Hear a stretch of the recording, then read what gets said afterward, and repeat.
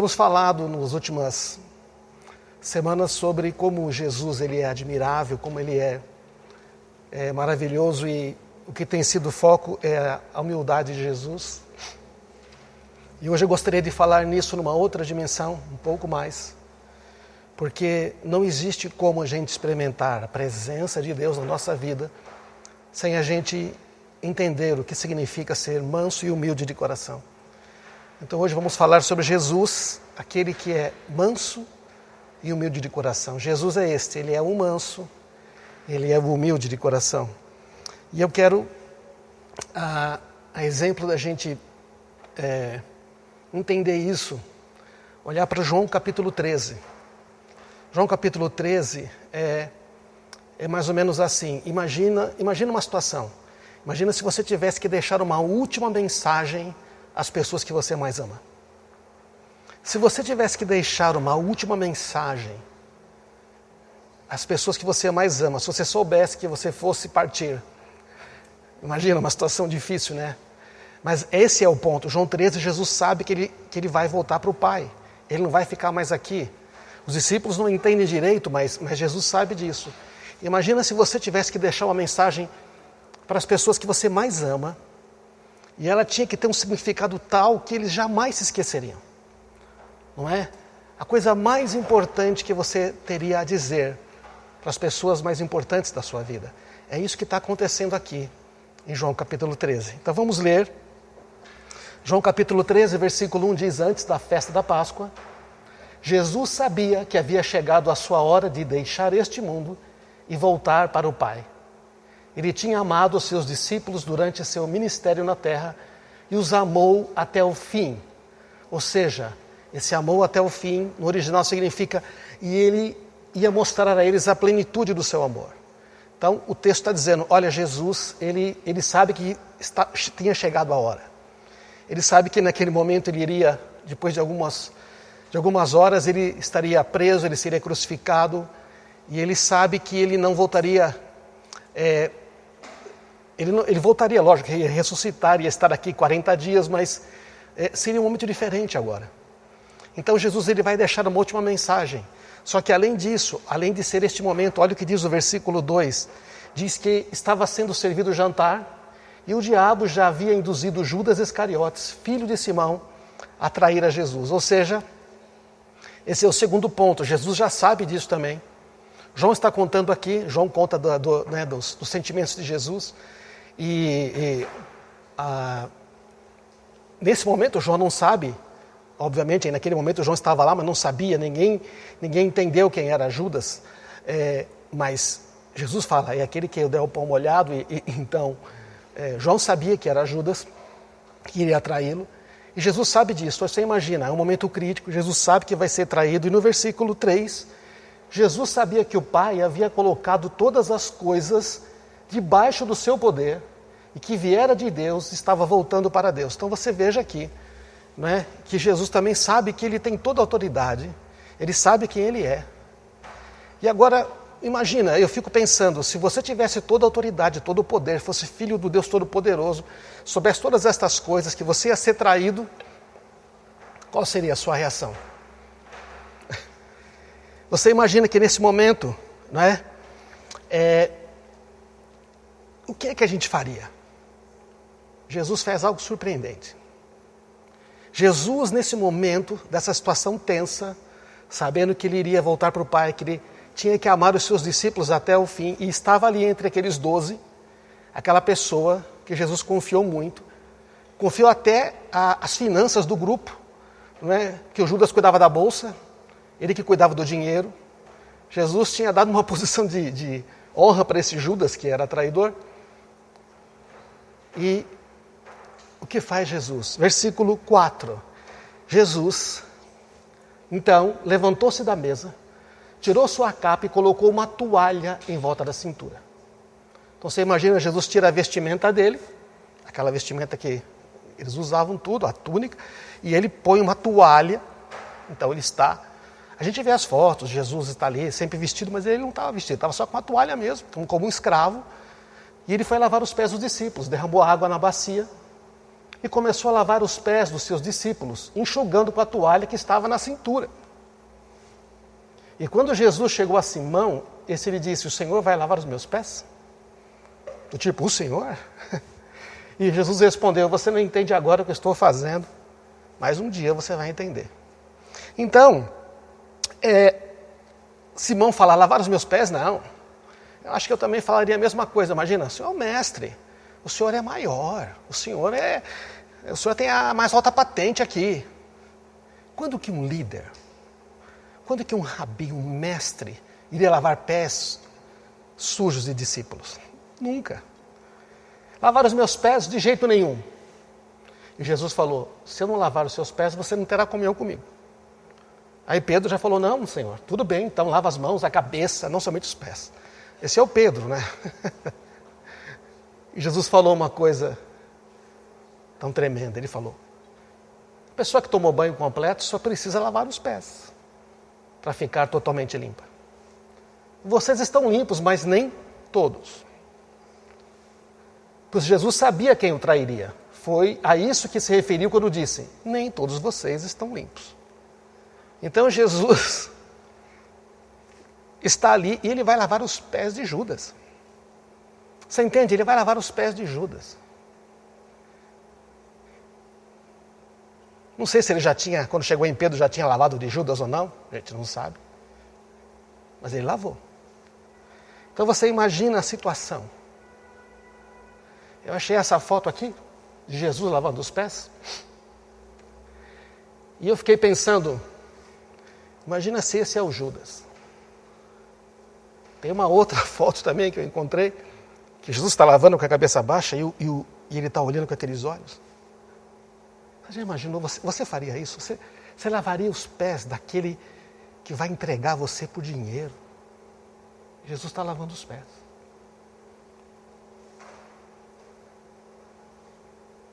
O diabo está dizendo: agora eu vou acabar com você, eu vou destruir você, você vai morrer.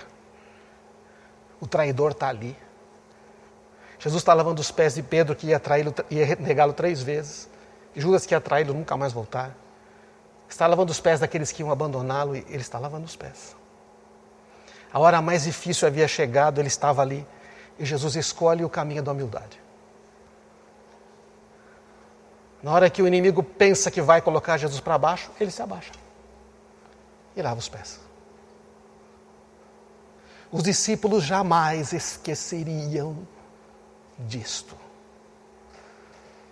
Da última reunião com eles, onde ele falou: este aqui é o meu corpo, este aqui é o meu sangue, pegando o pão e o cálice. E quando ele lava os pés, eles jamais esqueceriam. Jesus deixa a mensagem final marcada. Jesus deixa claro quem ele é. Ele é o mestre, ele é o Senhor. Ele lava os pés, inclusive dos inimigos. Embora ele tivesse autoridade para fazer o que ele quisesse, ele, mais uma vez, se humilha a si mesmo e serve. Estava lá o Judas já encapetado, queria entregar o lugar de Jesus quando ele estaria sozinho, quando não teria multidão, onde os caras poderiam agir. E Jesus faz isto conscientemente. A humildade, você sabe, nós temos falado, não tem nada a ver com ser pobre, coitado. Humilde não é ter dinheiro. Você pode ter muito dinheiro e não ser humilde, você pode ter dinheiro nenhum e não ser humilde. Tem orgulhoso rico e pobre, tem humilde rico e pobre. Humildade é uma coisa do coração, é uma disposição do coração em reconhecer que a forma como Deus lida com você é a melhor e você não resiste a Deus. Isso é ser humilde, é confiar absolutamente em Deus para tudo e não na sua própria capacidade, não no seu próprio conhecimento. Essa questão de humildade se reflete aí em Jesus. O texto de Filipenses diz como é que ele agia. Por que nós estamos falando nisto? Porque, veja, Jesus é o homem, é o modelo de homem que que Deus, o Pai, nos destinou para ser. É alguém que é filho, tem a herança, tem autoridade, tem poder, mas não se orgulha disto. Usa isto para abençoar a outros. Olha o Filipenses 2,5 que diz: seja a atitude de vocês a mesma de Cristo Jesus, que embora sendo Deus, não considerou que o ser igual a Deus era algo que devia apegar-se, mas esvaziou-se a si mesmo, vindo a ser servo, tornando-se semelhante aos homens. Jesus, lá na eternidade, tendo toda a glória, ele se humilha para ser um homem, um ser humano, como qualquer outro. Bom, menos até que outros, porque ele nasce numa cidade pobre, numa família pobre. Ele nasce num lugar que ninguém quer nascer. Ele mora, na verdade, ele nasce em Belém, né, para cumprir a profecia, mas ele mora em Nazaré. O pessoal pensa que ele é de Nazaré. E sendo encontrado em forma humana, humilhou-se a si mesmo. Veja que não é que ele foi humilhado, ele escolhe o caminho da humildade. E foi obediente até a morte de cruz. Então existe uma questão, a humildade e a obediência estão muito ligadas. Mas não é essa a humildade de humilhar-se, né? Como alguns fazem, ai, coitado de mim, aquela autocompaixão, isso é orgulho. Autocompaixão é um orgulho disfarçado. Uma das maiores formas de orgulho é a pena de si mesmo. Quem tem pena muito de si mesmo tem um orgulho que, nossa, meu Deus, uma fortaleza. Então, Deus o exaltou à mais alta posição. Por quê? Porque ele escolheu se humilhar. E deu a ele o nome que está acima de todo nome, para que ao nome de Jesus se dobre todo o joelho, nos céus, na terra e debaixo da terra, e toda língua confesse que Jesus Cristo é o Senhor, para a glória de Deus Pai. Então, esse texto diz sobre Jesus: Deus se opõe aos orgulhosos, mas concede graça aos humildes. E Jesus aqui é o exemplo da humildade, mas a nossa cultura é baseada na arrogância, é baseada no orgulho, não é verdade? Você lê os noticiários, o que você vê? É culpa desse, é culpa daquele, não fui eu, e um acusa o outro, a culpa é do executivo, do legislativo, do judiciário, de fulano, do ciclano. Ninguém é culpado, todo mundo é bom, é aquela arrogância, não é? Todo mundo procurando honra, e Jesus dizia: eu não aceito honra dos homens. Não existe humildade, todo mundo procura a própria exaltação, mas aqui você vê Jesus procurando respostas no Senhor. Então, o que acontece? Como falamos semana passada, não é? O orgulho termina em humilhação, mas a humildade alcança a honra. E você começa a perceber que Deus dá atenção aos humildes. Deus presta atenção naquele que se humilha, naquele que diz: eu vou fazer a tua vontade, eu vou deixar de seguir os meus caminhos, eu vou atentar para o que o Senhor considera importante. Isso é uma questão de humildade. É preciso ser muito mais forte para ser humilde do que para ser orgulhoso. Orgulhoso qualquer um pode ser, mas ser humilde é necessário arrependimento, uma força, uma determinação que diz: eu quero fazer uma escolha diferente. E Deus aprecia tanto a humildade que se você ver no Antigo Testamento, um dos piores reis que já existiu era Acabe, marido de Jezabel, uma bruxa feiticeira que mandou matar muita gente, mandou matar os profetas de Deus. Naquela época ficou só Elias, né? Foi naquela época que Elias e os adoradores de Baal, né, lá no Monte Carmelo e tudo, foi naquela situação, aquela seca, não chovia. E Deus falou: eu vou executar um juízo contra a casa de Acabe. Você sabe que no Antigo Testamento Deus executa juízo, não é verdade ali? No Novo Testamento, estamos na época da graça, Deus está sendo misericordioso, porque Jesus agora é o caminho para todos se salvarem, não é? E quando ele executar juízo, aí vai ser complicado mesmo, né? Estamos aí na segunda vinda, estamos aí no cumprimento da profecia de Apocalipse. Mas no Antigo Testamento você está lá, e Deus fala: Elias, vai e avisa o Acabe que eu vou acabar com a raça dele, com a família. E deu uma palavra dura. Então, o Elias vai e dá essa palavra dura. Não vou ler tudo aqui, não temos tempo. Mas quando o Acabe ouve isso, ele faz uma coisa interessante, que está em 1 Reis 21, 27. Quando Acabe ouviu essas palavras, rasgou as suas vestes, vestiu-se de pano de saco e jejuou. E passou a dormir sob pano de saco e agia com mansidão. Então o Acabe mudou de atitude. O rei mau, hein? E então a palavra do Senhor veio a Elias de novo. E olha que Deus falou: você notou como Acabe se humilhou diante de mim? Gente, olha, é Deus que chama Elias e fala: Elias, eu falei lá que eu ia acabar com a raça do Acabe, mas você viu que ele se humilhou? Você viu que ele se humilhou diante de mim? Elias falou: ai meu Deus. Deus falou: você vai lá, visto que ele se humilhou, não trarei essa desgraça durante o seu reinado, mas durante o reinado de seu filho. Deus falou: eu vou ter misericórdia. Sabe por quê? Porque é humildade. Quando a gente se humilha diante de Deus, Ele olha e concede graça. Deus dá graça. Ele foi capaz de conceder favor a um rei que não merecia nada. A um dos piores reis que já existiram. Deus falou: você viu, ele se humilhou. Quanto mais o Senhor não vai atentar para os filhos dele, que se humilham diante dele e falam: pai, eu errei, eu pisei na bola, não tenho conseguido, preciso de ti. Quanto mais, por isso que a humildade nos torna irresistíveis para o Senhor. Estava meditando essa semana nisto, lendo um livro sobre humildade, a beleza da santidade, do Andrew Murray. Andrew Murray é um livro muito antigo, pequeno. Eu estava meditando dizendo: é verdade, olha, quando a gente se humilha, a gente de certa forma, não tem como Deus não olhar para nós. É a mulher que dá as 2 moedinhas, está lá, ela se humilha. É aquele que se arrepende, Deus está lá olhando. A humildade nos aproxima, porque Deus concede graça àqueles que se humilham. Então, gente, o que acontece? A questão da gente, o verdadeiro evangelho que transforma o coração, que nos dá um novo coração, ele também nos dá a graça de nós sermos humildes como Jesus é. Só que a humildade não é uma coisa que você ganha, não é uma coisa assim automática, sabe? A humildade é algo que a gente precisa pedir a Deus desenvolver. Mas a humildade, ela avança conforme nós reconhecemos o orgulho que está em nós. Quando nós reconhecemos que a gente tem áreas da nossa vida que a gente fala: não, aqui o senhor pode deixar comigo, eu estou cuidando.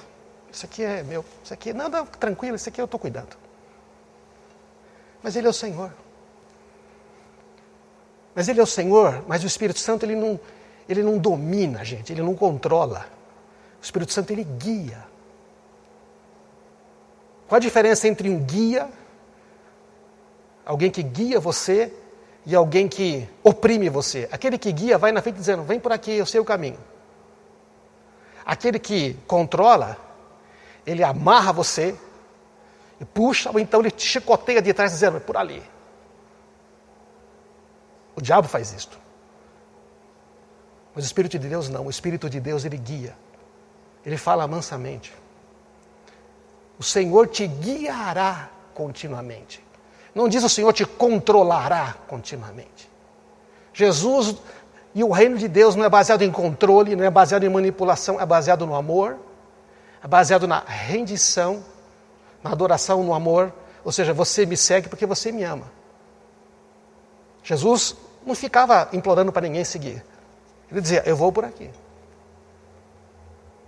As religiões, sim, não, você tem que fazer como eu quero, tem que fazer como eu mando, aqui faz assim. Mas Jesus não, ele falou: eu tenho um caminho, eu quero fazer a vontade do meu Pai.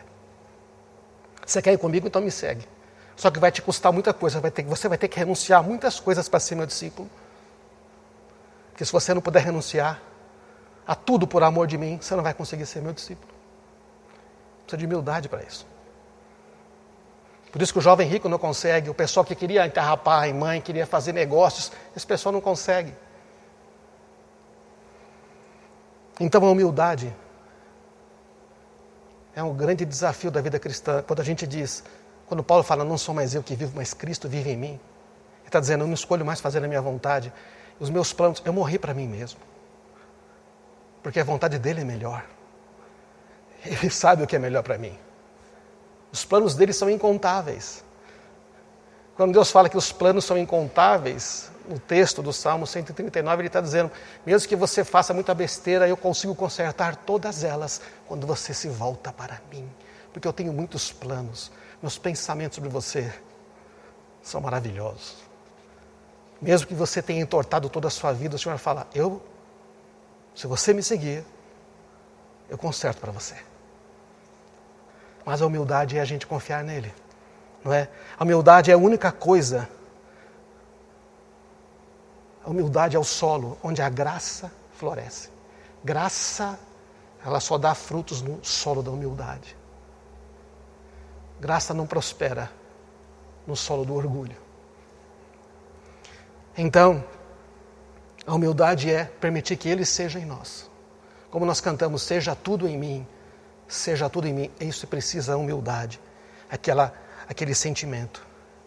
E o Andrew Murray diz no seu livro, uma frase eu coloquei aqui, toda falta de amor, toda indiferença, toda falta de compaixão pelas fraquezas dos outros, todo julgamento, toda palavra dura e precipitada, que costuma ser dito sobre o argumento, eu sou franco, eu sou honesto, falo na cara, não é palavra dura. Todas as manifestações de ira, de falta de sensibilidade, de irritação, todos os sentimentos de amargura, de desavença, de falta de perdão, não é? Tem raiz em nada mais do que no orgulho. Porque o orgulho sempre busca a si mesmo. Eu. É o ego, é o eu. Por isso eu gosto tanto daquela música que diz, já estou crucificado com Cristo, agora vivo não mais eu, o ego. É Cristo que vive em mim, e Cristo é humilde. E rapidamente eu queria dizer para você, algo que também tem sido um desafio para mim. O que significa ser humilde? O que é que significa ter um coração manso e humilde, que nem Jesus falou? Tem algumas coisas que a gente pode saber como anda a humildade. O campo de trigo sempre nos lembra. Falei isso semana passada, né? Jesus contou uma parábola uma vez dizendo que ele tinha plantado trigo, mas veio o inimigo e semeou joio.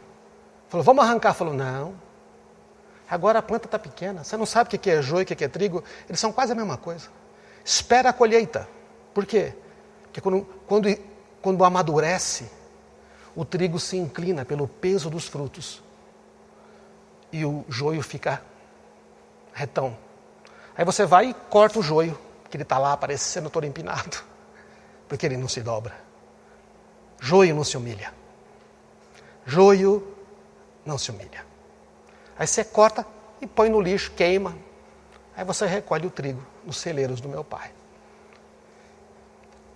O humilde de coração tem uma vida de oração. O humilde de oração tem uma vida, o humilde de coração tem uma vida de oração. Não orar é o ápice da arrogância. É dizer, está tudo bem, eu não preciso. Ou então você diz assim, eu nem preciso falar, Deus já sabe o que eu preciso. Isso é arrogância. Como se ele fosse obrigado a atender alguma coisa. Nós somos o barro e ele é o oleiro. Como diz a W. Tozer, se o barro não se render totalmente, o oleiro nada pode fazer. Imagina um barro que não cede à mão do oleiro. O que ele vai fazer com esse barro que não cede à mão dele? Ele vai pegar esse barro e vai jogar no lixo. Vai pegar um barro que ele possa moldar e fazer um lindo vaso. Então, se nós somos humilde de coração, Jesus, a primeira coisa que ele fazia era orar. A gente vai buscar Deus em primeiro lugar, vai orar, dizer, preciso de ti. A segunda coisa é que o humilde de coração ora. A segunda coisa é que o humilde de coração é ensinável. Sabe, a pior coisa é quando alguém fala, tudo bem, não preciso da sua opinião. Na multidão de conselheiros há sabedoria. Sabe, o humilde de coração ele é ensinável, ele se importa com a opinião das outras pessoas. Não é que ele se deixa controlar, mas ele se importa. Ele respeita as outras pessoas. Se alguém faz uma crítica, ele fala, será que não é mesmo verdade? Será que não é por aí? ele não fica endurecido. Não é aquele cara que faz tudo porque, como eu sei, eu vou fazer. O humilde de coração, ele é ensinável. O humilde de coração reconhece seus erros e ouve críticas sem se defender. Os orgulhosos, quando eles são criticados ou fazem alguma observação negativa, eles já começam a se justificar, porque não é bem assim, porque eu pensei aquilo. É assim, não é que eles estavam errados, eles tinham uma outra visão das coisas. Eu sei como é que é, porque a minha mulher me confrontou muito sobre isso. Porque, afinal de contas, a gente fica sempre procurando estar certo. E sabe, o humilde de coração reconhece os seus erros, ele reconhece que ele não precisa saber tudo. Mesmo quando criticam ele e estava errado, ele também não fica naquela de fazer braço de ferro, sabe? O humilde de coração reconhece os seus erros e ouve críticas, sem ficar se defendendo, sem ficar justificando. O humilde de coração se alegra com o sucesso do outro. Isso é um negócio muito interessante, sabe? Eu lembro que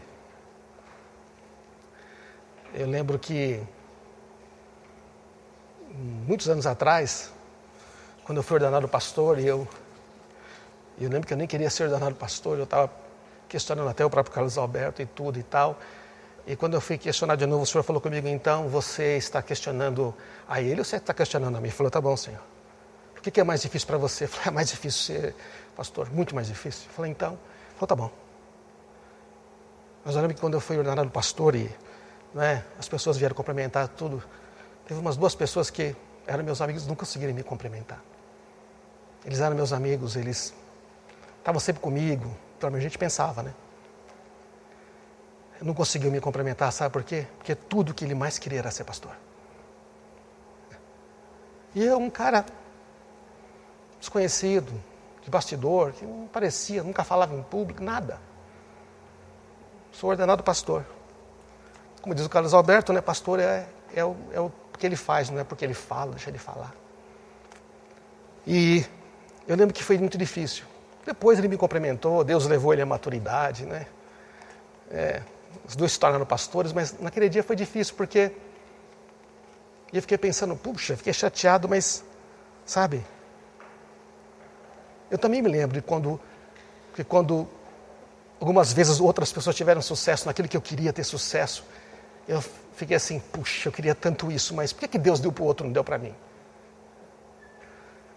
Se você tem dificuldade de se alegrar com o sucesso do outro, precisamos pedir, Senhor, eu preciso de um coração humilde. Estou falando isso aqui tudo, gente, não é por pesquisa, não é por experiência, são coisas que acontecem com a gente. E outra coisa, assim, não é somente se alegrar com o sucesso do outro, sabe? Há muitos anos atrás o Senhor falou para mim, se você quer ver eu operar maravilhas, trabalhe para o sucesso do outro. E se você quer ver Deus operar, procura alguém para você ajudar. Procura alguém para você investir, ajudar ele a ter sucesso. Sabe, eu admiro o Edson Paulo que estava falando aqui, porque ele é um cara, sabe, que trabalha para os outros terem sucesso. Não é? Ele gosta, ele está aqui e tudo. Se tiver que falar, ele fala, mas ele trabalha para os outros terem sucesso. Muita gente aqui, muitos aqui nessa comunidade assim. Jesus está olhando para você falando, rapaz, eu estou te vendo, eu estou vendo você. Eu lembro muitos anos atrás, quando eu trabalhava numa empresa, e tinha um cara que não gostava de mim. Não gostava é um termo assim, né, bonzinho. Ele me odiava mesmo. E eu era meio... Realmente era... A Marisa me escovou, agora estou bem melhor e tudo, né? Mas assim, eu era meio direto, né? Assim, não era mal intencionado, mas... Eu vi uma coisa errada e falava, cara, isso aqui está errado, nossa, está fazendo uma besteira. Eu, né? Eu achava que isso era... Não ofendia as pessoas, né? Eu não me ofendia, né? Tinha um grupo lá que dizia, você está fazendo... O que é isso, mano? Olha aqui, amarra as orelhas. A gente brincava assim. Esse cara se sentiu humilhado e tudo. começou a me perseguir e tudo mais. E eu comecei a ficar com raiva. E eu queria Deus fazer justiça naquela época, porque eu tinha essas ideias toscas, né, de evangélico, né? Deus, fazer justiça e tudo. E eu fui orar a Deus, eu quero que o Senhor faça isso. Ele falou, tá bom, eu vou fazer. Que bom, o que eu faço, Senhor? Serve Ele. Trabalha para o sucesso dele. Eu falei, Jesus. Ele comete uma besteira tão grande, ia causar um prejuízo na empresa. E eu descobri, a pessoa fala para mim, agora você fala lá com o chefe, você vai descontar, ele vai ser mandado embora e você vai ganhar a posição dele ainda. Eu orei e falei, pois é. Eu fui lá, cheguei para ele, mostrei o erro, mostrei como consertar, fiz todo o negócio e ainda ajudei a equipe que ia fazer o problema. Ele me olhou assim com aquela cara de... Depois ajudei ele mais outras 2 ou 3 coisas que ele ia cometer. Eu fui lá, cheguei e falei, talvez aqui... Não falei mais assim, coisa errada. Eu falei, talvez aqui não tivesse certo. De repente aqui... O cara virou meu amigo. Fui convidado para trabalhar numa multinacional para ganhar o dobro. E eu vi, Senhor, Deus é bom demais. Passou um tempo, eu fui promovido a gerente. Mas sabe, a humildade precede a honra. Se você quer ver Deus colocando, então eu aprendi há muito tempo. Então assim, é bom trabalhar pelo sucesso do outro. Porém, muitas vezes você vai sentir que outros vão receber agradecimentos quando você fez tudo. Mas e aí, tudo bem? A gente trabalha para quem? Para os homens ou para o Senhor? Humilde de coração não considera nenhum trabalho pequeno demais para ele. Tem aquele pessoal, sabe? Que ele só dá tudo quando o negócio interessa para ele. Ele está numa equipe. Ele dá tudo se ele lidera. Ele dá tudo se a ideia dele vai ser feita. Agora, se não é a ideia dele, sabe como é que é? Dá aquele sempre cansado. Faz aí. Agora, quando é ele, nossa, e tá, e tudo mais, e tá, e vem, e tudo. Agora, quando não é. Ou então seja uma coisa pequena. Eu lembro uma vez que a gente foi preparar uma área para uma área evangelística, lavar banheiro e tudo. E um cara que estava comigo, esse serviço aqui não é para nós, eu sou um diácono. Eu falei, não sei, né? Aprendi aqui nessa comunidade que se a gente não pode varrer um chão, não vai dar para pregar a Bíblia. E eu lembro que o cara foi lá conversar com os grandes pastores que estavam lá e eu fiquei lavando os banheiros. Eu sozinho. Mas aí, quando eu estava ali, eu senti uma alegria tão grande. Eu comecei a cantar naquele eco. Eu não sei cantar, né? Não tinha ninguém. Mas o Senhor estava lá dizendo, eu estou vendo você. Você está aí? Eu estou vendo você.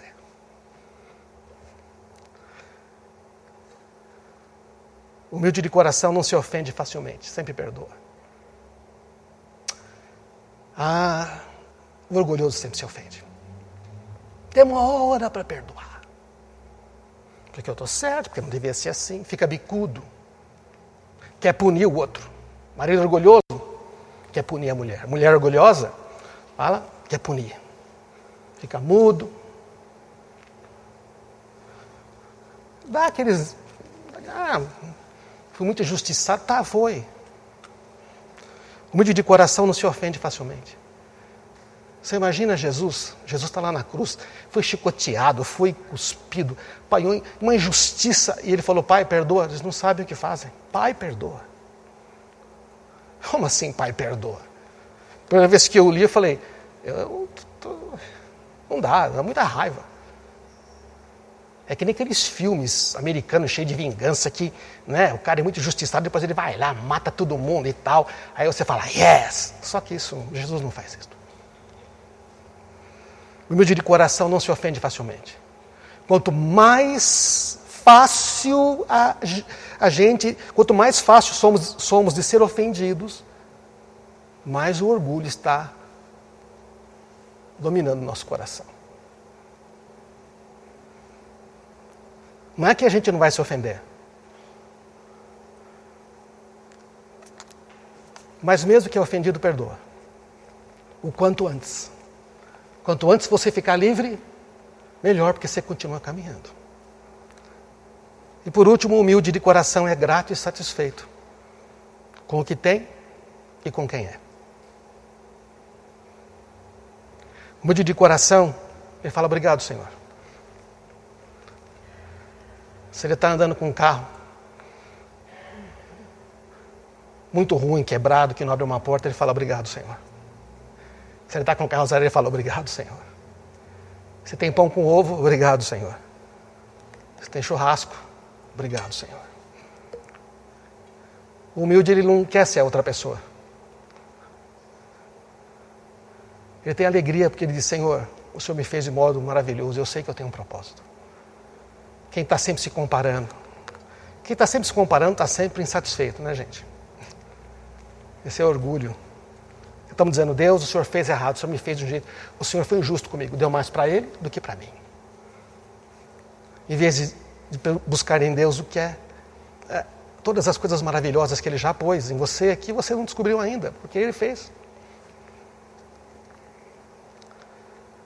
Então esses 7 pontos ajudam a gente a pensar sobre como é que está nossa busca pela humildade, porque sabe, nesses 7 pontos, e você vê quem é Jesus,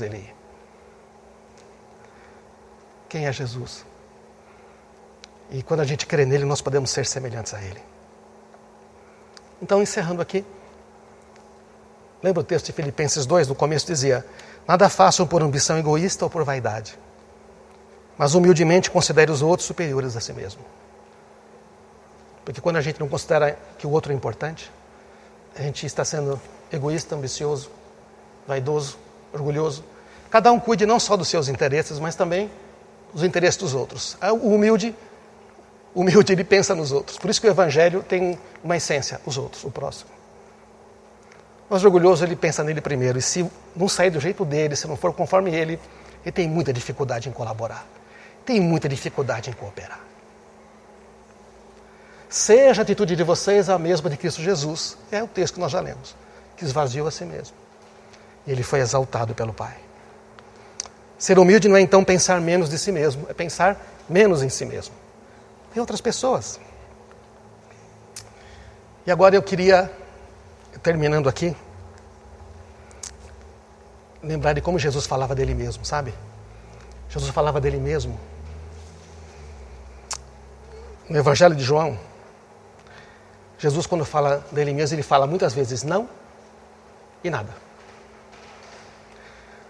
Achei isso aqui no livro do Andrew Murray muito legal. Olha o que ele diz, o filho nada pode fazer de si mesmo. Eu nada posso fazer de mim mesmo, meu juízo é justo porque não procuro a minha própria vontade. Esse é Jesus, o humilde. Não aceito glória que vem dos homens. Mas os orgulhosos, quando não são reconhecidos, nossa, eles ficam tão frustrados. Jesus fala, eu não aceito glória dos homens. Eu desci do céu não para fazer a minha própria vontade. Ele continua. Tudo em João, está tudo em João. Meu ensino não é meu, João 7,16. Não estou aqui por mim mesmo, João 7,28. Nada faço por mim mesmo, João 8,28. Não vim de mim mesmo, Ele me enviou. Eu não procuro a minha própria glória. As palavras que eu vos digo, não as digo por mim mesmo. Aquele que não me ama, não obedece às minhas palavras. Mas essas palavras que eu estou falando, não são minhas. São do Pai que me enviou. Esse é Jesus. A aprovação, como nós falamos, não nos transforma em outra pessoa, revela a pessoa que somos. Se na hora da pressão, você percebe que saiu o que não devia. Comigo acontece assim. Essa semana aconteceu de novo. Fiquei tão triste porque no momento de pressão eu falei que eu não devia. Eu cheguei e falei, Senhor, quem mandou para tentar falar sobre humildade, né? E eu parei ali e falei, mostra essas coisas que estão no meu coração. E nesses últimos 3 dias eu fiquei orando e buscando a Deus. Ele foi mostrando tantas coisas que era um orgulho disfarçado no meu coração. Coisas que eu queria justiça, que eu queria mudança, mas eu não queria justiça. Toda vez que você está pensando em vingança, em alguém se dar mal, o orgulho está dominando o seu coração. E o pior é que, assim, você foi injustiçado. O pior é que a gente sofreu. Humanamente, o pessoal vai dizer assim, não, você está certo. Mas não. Segundo a graça de Deus, não está certo. Não está certo. A humildade é o caminho para uma vida alegre e vitoriosa, cheia da presença de Deus. Quero desafiar você a... Você quer mais a presença de Deus? Então, a oração que temos que fazer é, Senhor, eu quero ser manso e humilde de coração. O Senhor já perdoou meus pecados, me deu uma nova vida. Mas eu quero experimentar mais. O caminho para isso é começar a dizer, Senhor, mostra onde o orgulho tem se ocultado no meu coração, nos meus pensamentos. Olha, isso traz um alívio tão grande. Vamos orar. Pai, como é bom quando o Senhor mostra a verdade para nós.